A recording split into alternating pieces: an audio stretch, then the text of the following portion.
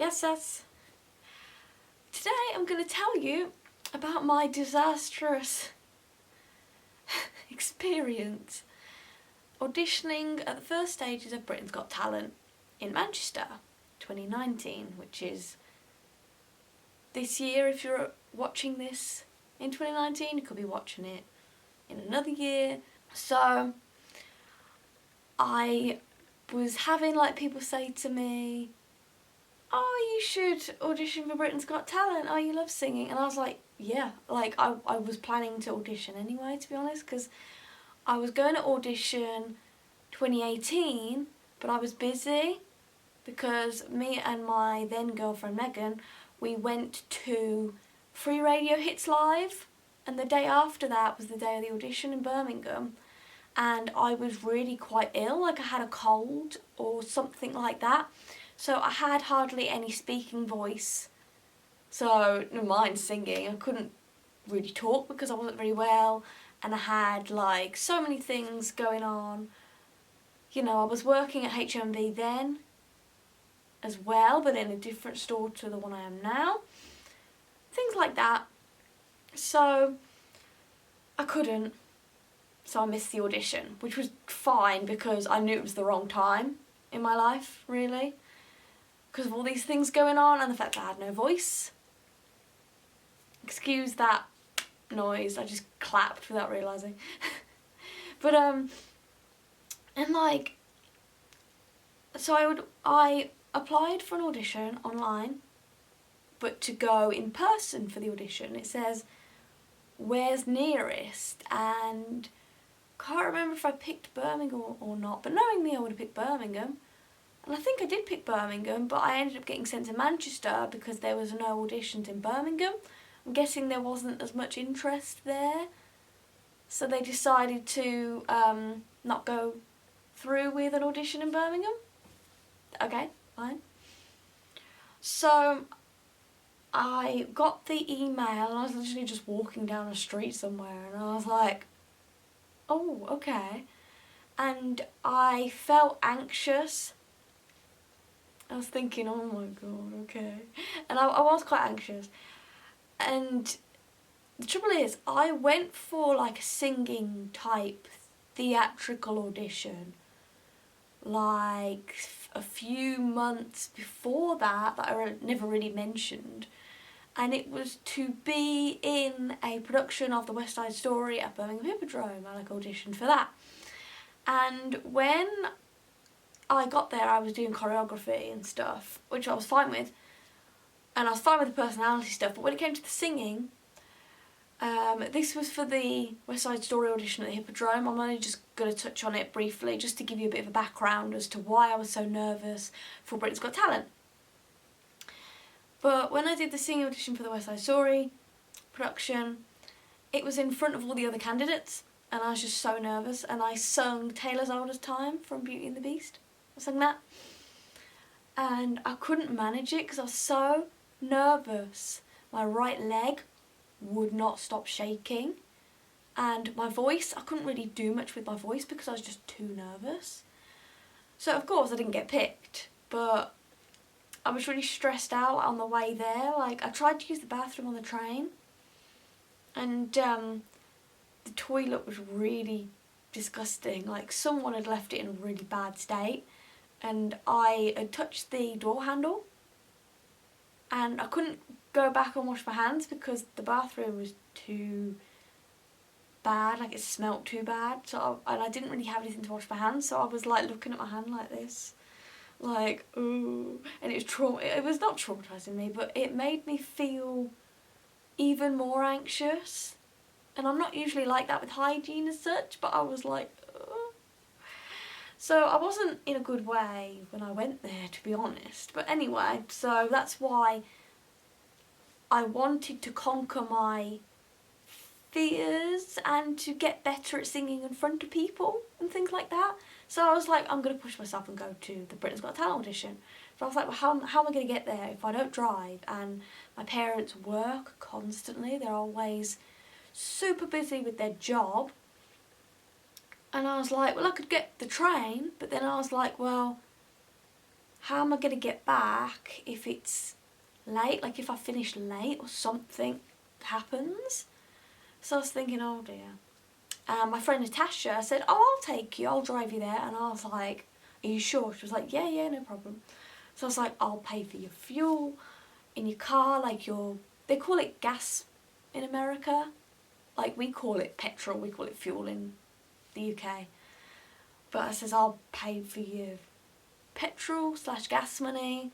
I'll pay for your food on the day. I'll pay for everything, so don't you worry, you don't have to be out of pocket. All you have to do is give me your time and support and encouragement. And she was like, yeah, no problem. So I was like, amazing. So we went, and this was at the Manchester Event Centre. I'm trying to remember what it was called. Manchester Convention Centre, that was it. And it was like pretty central Manchester, I think. But I haven't been to Manchester that many times. But I'd say so. So we stopped off to get some food on the way there.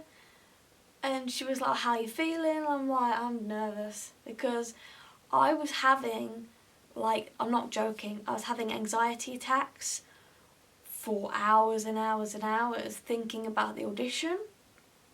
Like, I just found it unnecessarily nerve-wracking. Like, I mean unnecessarily because I felt like I didn't need to be that nervous. I was, and I just, you know, when your body is anxious and your mind is just like, ooh.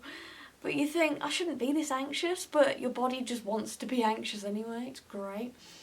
It's kind of like that.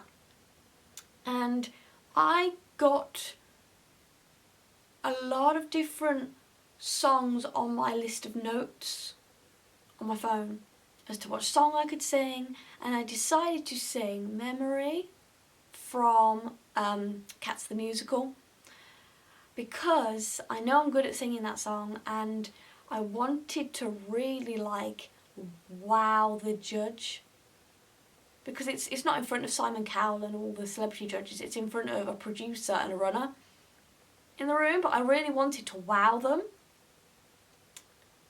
And I mainly wanted to go to the audition purely because it's giving me more experience on auditions and singing in front of people. Because usually I just sing in front of a camera, like how I do now. Like, I've got a few singing covers on my YouTube channel. You might watch them, you might not. I aim to upload a Memory by Cats the Musical cover as soon as I can, when my voice is like behaving itself, because at the moment I'm a bit like, not quite happy with my voice. You know, and I warm up and stuff. Like, I warmed up on the day of my audition in the car. Like, when we were in the car park / parking lot, when we went and got some food, like after that, I warmed up my voice. So I decided on that song, Memory from Cats Musical, and I will leave a card, like pop-up window thing at the end of this video for some of my previous singing covers, and if and when I film a Memory cover, I'll put that in the box at the end as well. Make sure you stay till the end of the video if you are a regular subscriber, because I'm going to give you like a little tiny bit of an update on how I'm doing, because I went through a breakup with my girlfriend who I was with for over a year. Literally, she broke up with me a day before the auditions. So the night before the auditions I was going through a lot, and my judgment as to whether I should go to this audition or not was very clouded. And obviously, because I was going through so much emotion, it affects your singing voice. But anyway, my judgment was clouded, so I was thinking, oh, I don't want to go to this audition anymore because I just don't feel up to it. But then the other part of me was like, but I've gone through like this much planning and anxiety. I don't want to like just say no and not go, because maybe it'll help me and it'll take my mind off things. So I was just like, okay, I'll go for it. Natasha and I were supposed to stay at a hotel the night before, but Natasha double booked herself, which is fine. She ended up refunding me the money for the hotel, which was so nice of her. Like, I still really appreciate it. I was like, thank you, you know. You didn't have to do that, but I really appreciate it. And as I said, I paid for everything on the day, so she didn't have to. And all of that. So we got to the audition at 2:30 p.m, I think it was. No, 2 p.m, I think. Either 2 or 2:30, it doesn't matter. Got there, and we were in line, kind of just there for a long time, you know. And we met some people that lived kind of in the area that me and Natasha kind of grew up in, and we were chatting to them. They're like, oh, you're from this place too. That's a small world, that's so cool. And we were chatting, and it turned out that me and some of these girls went to similar like places as each other, similar schools and stuff, and I was like, wow, okay. It was pretty cool, but they were a lot younger than me. But anyway, so I gave them a card to my YouTube channel, and I was just chatting to people, and I said to Natasha, look, I don't expect to get through. I don't expect anything like that. I'm literally just here because I want audition experience and to like calm my what if I would have done this type curious mind as such. Like, I'd be sat in my room thinking, what if I did go? What if I got through? What if this? What if that? So I was just like, to stop myself from going, what if, all the time, I went for the audition. So we went, obviously, and we're in the line. And after a good while, like, obviously we registered, but after a good while, we got put in like a holding room, and there was like a camera on a crane, like panning the room, and people had to like clap and dance to music and look really happy, like it was going do do do do do do do do, and we were going woo, you know, we were kind of like that. And the room, I couldn't film in the room, I couldn't film any of it, so I didn't, because I wasn't allowed to, all of that. But it was a massive room in a convention centre, and it had like Britain's Got Talent banners, and it had like gold confetti coming down, like just for show, for the camera, and like loads of chairs everywhere in circles, and we all had a letter. So if you were in circle A, you'd be here. If you were in circle B, you'd be there. I think we were D, but I can't remember. I think we were anyway, group D or something. It was all there, and it was nicely decorated, this room. It was all sparkly, and there was like a black and white checkered dance floor, you know, like a vanity mirror, just props basically. And it wasn't until about 9:30 p.m. that I got called for my audition, and by this point I was so hungry, and I'd eaten throughout the day, but not a lot, like not properly, you know. And I'd had 4 vocal zone lozenges, and I could tell that I was like coming down with something, like a cold or something, because my throat kept getting really dry, and for singers that is not good. So these vocal zone lozenges, they help with that, but I had 4, so my throat was still really dry. So when I was waiting for my audition, I was holding a cup of water, and I was like sipping it to stop my voice from getting dry, and it was just, yeah, I could tell I was coming down with something anyway. And I did end up getting a really bad cold like 2 weeks after that, and I was stuck in my bed for like 6 days or something ridiculous. Yeah, I think I said that in one of my vlogs. But anyway, and there was a girl, like a 10-year-old girl, that auditioned before me, and she was doing singing, and she was pretty good. Like, you could hear people's auditions. She's pretty good, and I was thinking, she's great. Like, for a 10-year-old, she's great, you know. And there was a guy there, he was like 16, he was a really good singer, and they didn't put any of those people through, and I was thinking, oh, okay, you know. But there was one girl, one little girl, she must have been about no younger than 7 years old and no older than like 9 or 10 years old. It's hard to tell sometimes. But she had a puppet, like a ventriloquist type puppet, so she had a ventriloquist type act. She got through, and I was thinking, okay, well, she's rare.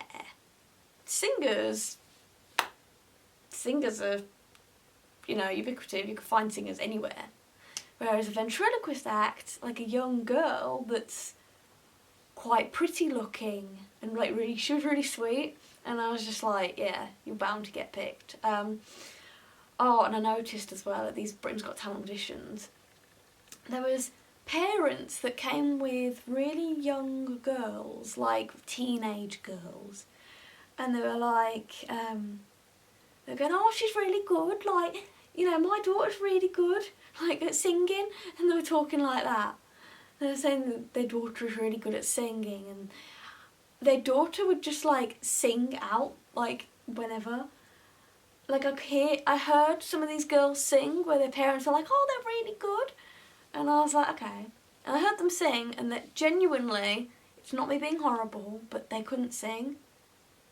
Like, but it wasn't their fault. Like, when I heard them sing, I was thinking, they're getting there, but they just need a lot more practice, you know, to really perfect their skills a bit. You know, they kind of just sung average, you know. And I was just like, oh, they just need to practice, basically. You know, same with anything. If you want to get good at it, you practice. If you want to get even better at it, you practice. You know, so they needed to practice more. But they were like, oh, my little girl is so good at singing. Oh, this person, you've got to sing for us. And they were like, I will. And they were singing, and I was just like, oh. Because when we got put in the holding room, we got put in another holding room before the auditions. I know I keep jumping, but there was so much that happened. It's hard to explain it all.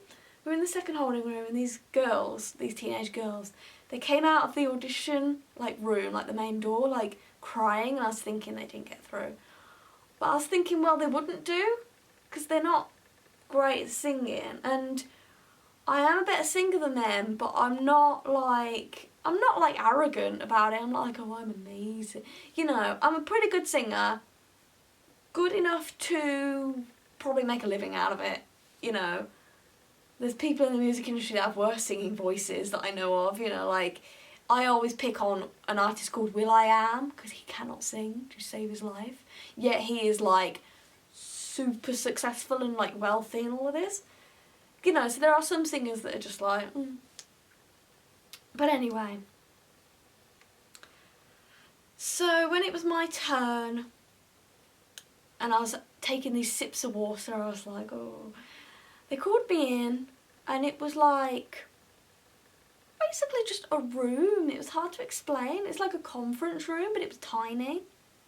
Obviously it wasn't that small, but anyway, there was a X on the floor, like tape, you know, so I knew where to stand. So I walked in, I was all charismatic, I was like, hello, you know, and they're like, hello, and I stood on the X, and I was looking at a long table, and there was a female producer sat there with a laptop, I think, like on the table, and then a Britain's Got Talent runner who has like no say in the audition process, and she was just in the room, just maybe in case something happened, like if someone fainted or something, I don't know, but anyway.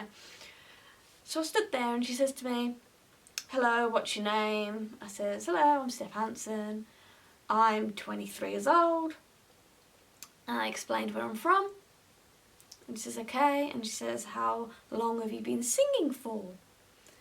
And I says, as long as I can remember, really.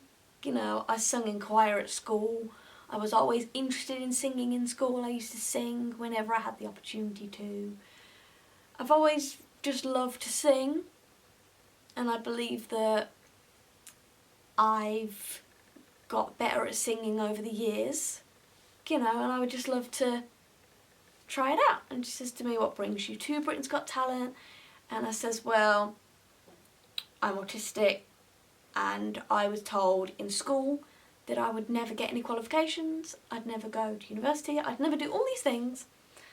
And I did, and I want to prove to people that you can do absolutely anything you put your mind to. And she was like, okay. Trying to remember any other questions she asked me. I'm probably missing something out, but anyway, so she says to me, what song are you going to sing? And I says, I'm going to sing Memory from Cats the Musical, but I'm going to do it a cappella. She says, that's fine. And she says, well, because there's no backing track, you can start whenever. So I was like, okay. But when I was stood in the room, I didn't feel very well.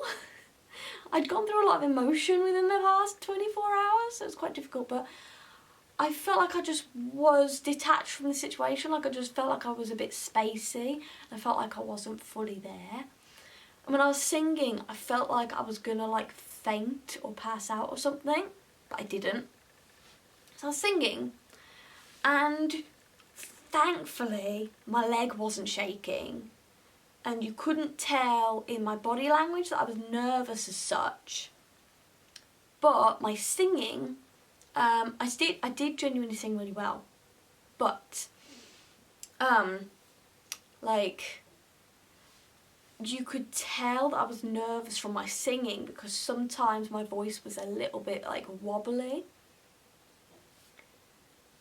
And I basically tried my hardest in this audition, and I personally think I did really well. Like I did way better than when I auditioned for Birmingham Hippodrome's West Side Story. I did way better, and I was proud of myself for how much I'd improved. You know, it was good. And then I stopped singing, and she says, okay, it's a no for now, but thank you for auditioning. You know, like the cliche things that they say. And I says, okay. And I was fine with it, but I was like, have you got any feedback? And she said another cliche, typical answer, we are unable to give feedback. And I was like, okay. And in my head, I was just like, but you've just heard me sing. Like, surely there's something about it. Like, I know about my nerves. And I did say to her, oh, I know I was nervous, and I'm sorry about that. And she's like, oh, trust me. She says to me, oh, trust me. Everyone that I've auditioned today has been nervous. You know, but it's just how it is, isn't it? I was like, yeah, it's how it is. You know, so I said, okay, thank you. So then I went. And I was like, But I thought to myself, don't feel like they're looking for singers, really. Like, I feel like even if I was like a singer that's like undeniably incredible. Like, for example, I'm just going to throw a name out there. But for example, if Beyonce walked in there before she got her name, if she was like, you know, just an average person that no one knew, but it was Beyonce, if she sung, I feel like she wouldn't get through either. Simply because they doesn't seem like they're looking for singers, they're looking for like stuff that's more like pleasing on TV ratings. Like, for example, that young ventriloquist girl, she got through because she's more rare. And I was like, okay. And there were some singers that I heard that were way better than me, so good. And she told them, apparently what they said, she told them to audition for the X Factor instead. And I was like, okay. But they were really good singers, and I would put them through like right away. But apparently it's not about that. It's about, you know, all the entertainment, TV ratings, all of that, from what I gather. So I was like, okay. And by this time it was like 10 o'clock at night or something. So I went downstairs to Natasha and says to her, oh, they said no. And I was chatting about it. And the thing I missed out, I'm so sorry I keep missing stuff out, but there was a lot that happened that day. So you can understand why. And when I've had like such a long break from making videos, like at the moment as I'm filming this, I've had like 2 weeks off because I've been like working and I've been like super busy. So now that I'm jumping back into vlogging, I'm like, oh, this is hard. But anyway, when I was in the final holding room before I went for my audition, there were people around us that were starting to get quite restless and moody. And they were saying like, oh, we've been here for hours, we've got a train to catch, otherwise we're not going to get home, when are we going to have our audition, we've been waiting all day, we've been here from 7 o'clock in the morning, and all of this.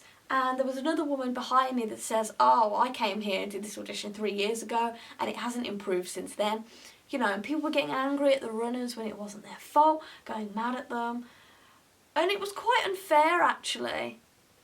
So everyone was all like yelling and everything, but me and Natasha, because we do quite a bit of TV stuff, like especially Natasha, she does a lot of TV stuff, we're used to waiting a long time in the whole television entertainment world because we know that's how it is.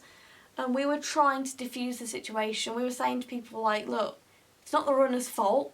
You know, so I was saying to them, don't be mad at them because it's not their fault, all of that, and they were still mad. And I was like, oh, and then I got called for my audition, thankfully. And when I came back, most people had been through the audition process, but there was still a lot of people like waiting a long time. So I don't think it finished till about 11.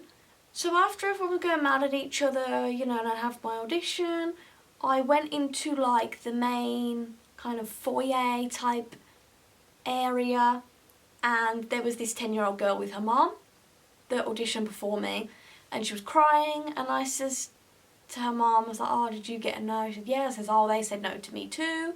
And there was another guy that I mentioned that was really good. He was a 16-year-old guy, and they told him to go for X Factor instead, and that it was just ridiculous.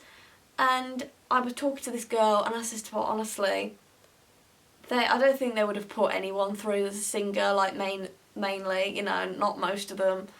And I was chatting to her, making her feel better, and she says, oh, the woman that auditioned, like, that watched my audition, said to me that my voice is still developing because I'm only 10, and that there's no point, and all of this, and I was just like, are you joking? And I was like, look at Harley Bird, who is the voice of Peppa Pig. She's been the voice of Peppa Pig since she was a young child, and now she's like a late teen, and she's still able to do that job because her voice lets her do it. Like, you know, look at Justin Bieber, how he had that voice that was, I don't know, moderately high-pitched, and people used to bully him and make fun of him, and then he went through puberty and his voice broke, all of that. I know he's a guy, but it's still a similar situation.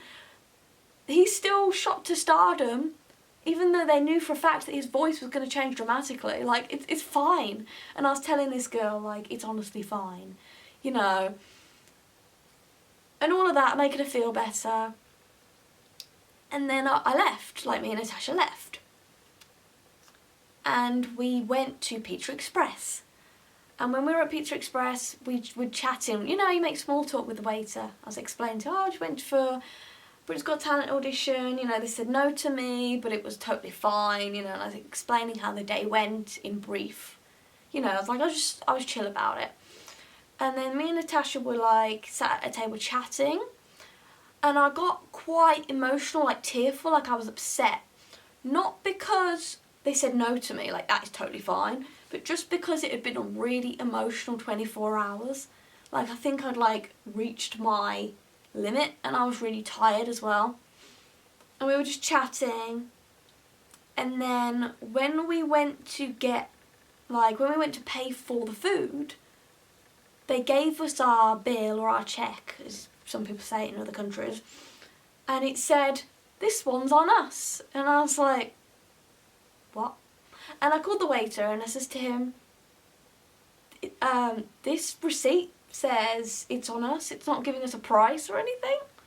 And he was like, yeah, we heard about, you know, how the Britain's Got Talent people were like ridiculous, you know, and he said that stuff like that really bothers him, and he says, oh, you can make it without them. And I was like, oh no, I genuinely know that. I just went for audition experience to get better at singing under pressure. And he was like, oh, okay, but still, you know, I feel for you. And it's not as if I did a sob story, because I'm not the type. I was kind of just explaining how my day went, because he asked me, he says, oh, have you two ladies had a lovely time out in Manchester this evening? And we were like, oh, actually, I was here for an audition. And I explained. And he was like, oh, and I said to him, at least let me give you a tip. So I gave him £10 cash. And usually I don't have cash on me, usually it's card. But luckily I did. And I was like, oh, you know, and I was chatting to him, he was really nice to me. And then we left. We got to the car. The car parking cost £25 for the day. And of course I paid that, because what else can you do? And I was just like, £25, are you joking? Are you joking for parking? What the heck? And that was the Manchester Convention Centre's own car park. I think it's like underground, like underneath the convention centre or something like that. And I was just like, what? So I paid it anyway. I was like, fine, okay, I pay it. So I did. And then we drove home. I didn't get home till about midnight, maybe even 1 AM. And then Natasha went to her house. So it was a late one, and I said to Natasha loads of times, I am so grateful to you for everything. You know, and I bought her a massive Lush bath bomb, as you would have seen in one of my previous videos. It was a Holly Golightly bath bomb. And I can't remember what else I bought her. But I bought like a little something to say thank you anyway. I bought her dairy-free chocolate because she's lactose intolerant as well. Something like that anyway. And I said I'm so grateful. And as well, on the way home, we were by West Bromwich Albion football ground. And Natasha wasn't speeding at all. She was probably going like 1 or 2 miles per hour above the speed limit or something. It wasn't much at all. So let's say if the road was 30 as an example, she was going like 31 or 32. It wasn't even that much. And in the corner we saw a flash. I was like, oh no. I think she's managed to sort it out, but I said to her, look, I'll pay it. Like, I'm just so grateful for you taking me, I'll pay it. And I kept saying to Natasha that I felt guilty, that I put her through all of that, and then they said no to me. And I just felt guilty about the whole day. And even now, I feel guilty about it, because I'm just like, I'm so sorry, Natasha. And she's like, oh, it's fine, it's fine. But I was just like, I'm sorry. You know, kind of like that. But anyway, this video is way too long. So I'm going to end the video here. I'm so sorry that I haven't made a video for a long time. I'm just going to give you a very quick update on how I'm doing. I'm doing great. I'm focusing a lot more on myself now, which is what I needed to do. I'm working a lot of hours, which is great for me. You know, because I'm getting money, I'm getting out of the house, it's doing good. I'm doing pretty good. And yeah, I'll see you in another video. Like the video, comment if you've had an experience of your own, Britain's Got Talent related, or audition related, or if there's any questions you want to ask me about the audition, just let me know and leave it in the comments. And of course subscribe. See you in another video. Yes, yes.